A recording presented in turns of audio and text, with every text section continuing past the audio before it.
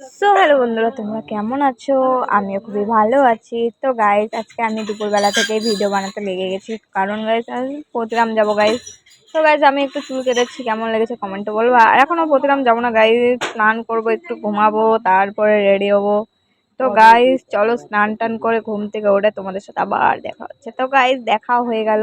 তো আমি guys ready হয়ে গেছি, দেখতে পাচ্ছি আমার চোখ মুখ খুলে গেছে ঘুম থেকে উঠে। তো আমার পিছনে আমার মাটা আছে।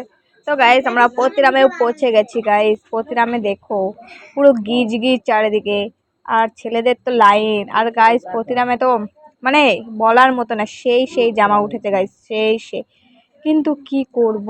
আর আমার কপালটা এতই খারাপ, আমি এতই গরিব, আমার কাছে কোনো পয়সা টয়সা কিচ্ছু নেই গাইস।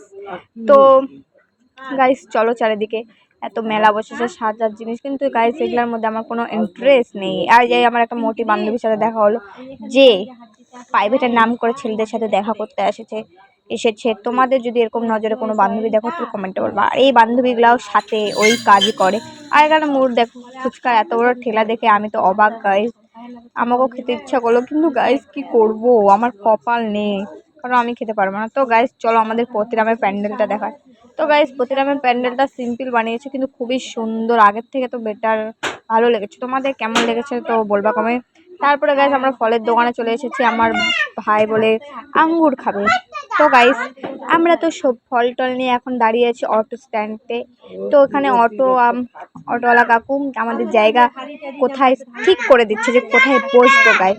তো গাইস যদি ভিডিওটা ভালো লাগে তো কমেন্টে বলবা। তো টাটা টাটা, আবার দেখা হচ্ছে পরের ব্লগে।